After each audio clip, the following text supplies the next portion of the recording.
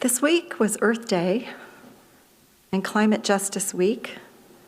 And like so many of our holidays and celebrations, especially recently, it holds joy, but also sorrow. It holds wonder, but it also holds some fears. Earth Day binds us together in our human experience. It was first celebrated in April of 1970 as a day to honor the earth and participate in educational meetings and environmental needs. So think of like the old style teach-ins, if you're old enough to remember old style teach-ins. Since then, it's grown to be known across the country and of course the world. As our Unitarian Universalist seventh principle honors the interconnected web of all living things, Earth Day is a natural pause and love for us and celebration. So while awareness is growing, of course, so is the threat of climate change to a point where we now stand not far from the precipice. Consumption and greed have further led to environmental degradation. Many of you are involved in environmental justice issues and efforts, from legislation to tree planting to vegetable gardening. They all matter. So today, let us strengthen our commitments to do that earth-centered work, to hold our hope, but also acknowledge our pain, to honor the earth, which is, of course, our blue boat home. We recognize the deep relationship with the earth, and it's so deep that it's intertwined in many of our spiritual paths. It's not the work of a day, it's the work of our lifetimes. For this Earth Day, I decided to focus on trees.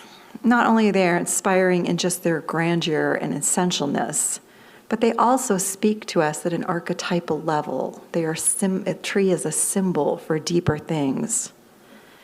Since living in Bozeman, I have become fascinated with the winter silhouettes of the cottonwood trees, as I don't have cottonwood trees where I come from, back in the Seattle area. They touch my imagination, and now at the end of winter, I can't remember what those trees looked like last summer unless I go to a photograph. So I try to paint their lacy winter branches, but somehow I cannot capture all that is there. I can't capture yet the partnership of the tree and the wildlife and the oxygen. The tree is humankind's most powerful symbol, or one of the most powerful symbols. In mythology and ancient traditions, the tree is believed to have an abundance of divine creative energy. They fascinated humans for as long as we've known. The mystical qualities are featured in folk tales and drawings and paintings and other forms of culture and art. The shapes of the trees invoke a powerful sense of spirituality. And if the word spirituality doesn't work for you, a powerful sense of nature's meaning. Trees connect earth and sky, and they've become symbols of worship and celebrations. In several faith traditions, the tree connects heaven and earth, and sometimes the underworld. They support and uphold the entire cosmos, and they allow humans to glimpse at what lives beyond. In Nordic mythology, the most sacred tree is Yggdrasil, which I actually preached about in my Easter sermon. But the tree served as the axis mundi. It connected the heavens, the earth, the underworld activities. Around its roots existed 9 worlds, and spirits lived inside the tree. Its branches extended up to the heavens, and the roots down into spring wells. Also in this tradition, birch is the symbol of Earth Mother, representing the powers of growth and healing, whose strength comes from the ability to care for and support others, and to cultivate unconditional love.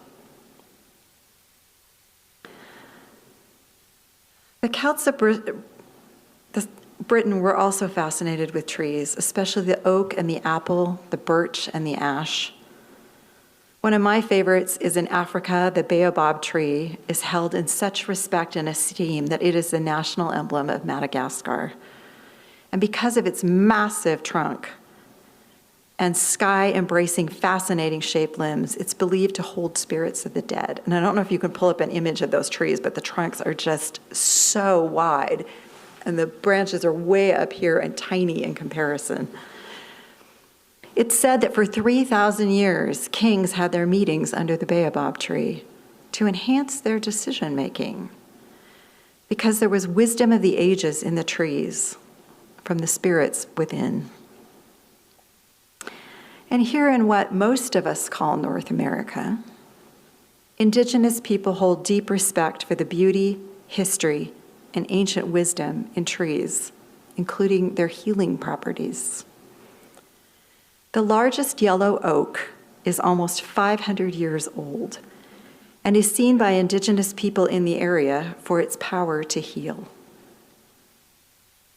The Chippewa tribe in Minnesota hold a spiritual connection to the sacred tree named Little Cedar Spirit Tree, which is no longer little because it has been growing for centuries. The first written history of the sacred tree dates back to 1731. Recently, the tribe was able to repurchase the land where the tree grows and can protect it from vandalism and other non-tribal intervention.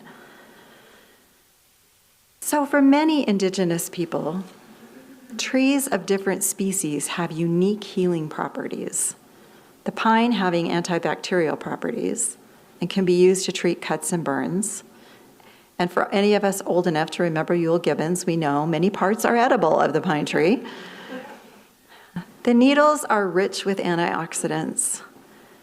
For hundreds of years, oak bark was used by indigenous people to treat indigestion, kidney problems, cuts, and burns. So what they always knew has later been proved by science. But how does the Unitarian Universalist approach the trees in terms of celebration? Spiritual work, spiritual growth, justice work. I think first in terms of Jungian psychology. And again, this is about archetype, it's about symbols. The tree is a symbol in dreams of drawing of the growth and development of a psychic life, an unconscious. And it links us to in Jungian psychology to the collective unconscious of all other humans who came before us. It's a bedrock of human experience. The tree is, then, the core of spiritual growth. Because spiritual growth happens when things move from the unconscious to the conscious mind. UU minister Reverend Lisa Ward speaks about the tree having its own spiritual gifts. So not gifts that humans have projected upon the tree, but the tree coming with its own. And she talks about the generosity of spirit. And I quote her, "The presence of the tree articulates that when one is well grounded, centered in one's roots, healthy growth and flexibility during change comes from that generosity of spirit, the giving of oneself." Unquote. Carrie Newcomer also described in her poem that I read earlier, under a tree, a space where shelter and sanctuary is created and can be held and had. So Reverend Ward reminds us, the willow gives over to the winds, fruit and nut trees give of their produce, leaves give over to winter decay, so enriching the soil for the next year. The way we can sustain ourselves is by giving of ourselves when we are centered. Ward says by giving, we stimulate regeneration of life and spirit, and it stimulates our growth, our own expanse.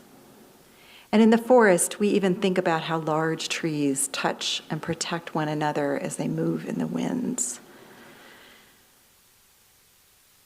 So I wrote most of this sermon before I realized that legacy giving and Earth Day were coming together on the same Sunday.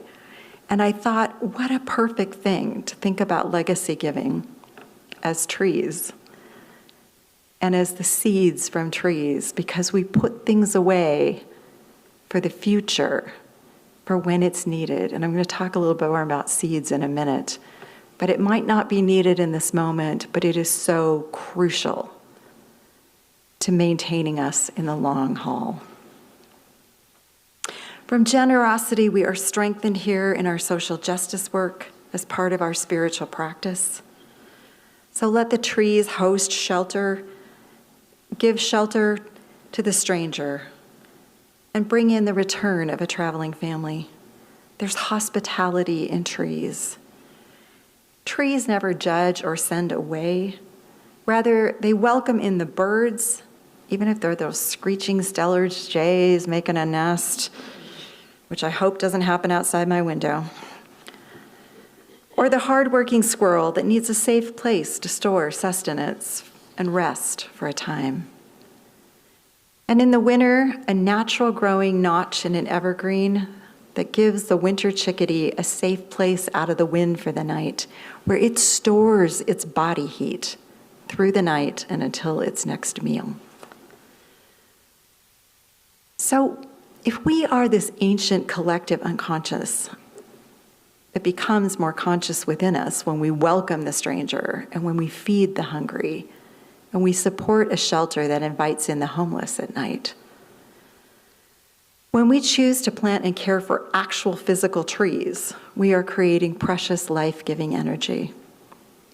And as we think about legacy giving, we are planning for the future and the shelter of this place. But this all begins with a commitment of us choosing to grow spiritually, or if that word doesn't work for you, in depth of thought and character. It's Earth Day, so the time is now to make a commitment or to reaffirm a commitment you already have. We are given exactly one life, and we must choose how to use it. We should choose to be blessed and walk in beauty. I want to speak about how Hope Jaron, who is a geochemist and a geobiologist at University of Oslo in Norway, she is the writer of the book Lab Girl, and I don't know how many of you have read that. But she likes to talk about the seed of the tree. So although she loves the trees and she writes about the complicated communication system that happens in the roots of trees, she is really fascinated by when the seed chooses to grow. She talks about the patience and the wisdom of seeds. They know how to wait if conditions aren't quite right. Most seeds wait several years before starting to grow. A cherry seed can wait for 100 years with no problem. Sharon says, what exactly each seed is waiting for is known only to that seed. Some unique trigger combination of temperature, moisture, light, and many other things is required to convince a seed to jump off the deep end and take its chance. What courage is involved in a chance to live fully? She also educates that a seed is alive while it waits. Every acorn on the ground is just as alive as the 300-year-old oak tree that towers over it. Neither the seed nor the oak is growing at that moment. They're both waiting. Their waiting differs because the seed is waiting to flourish, and the tree is old, and it has been dying, and it's waiting to die.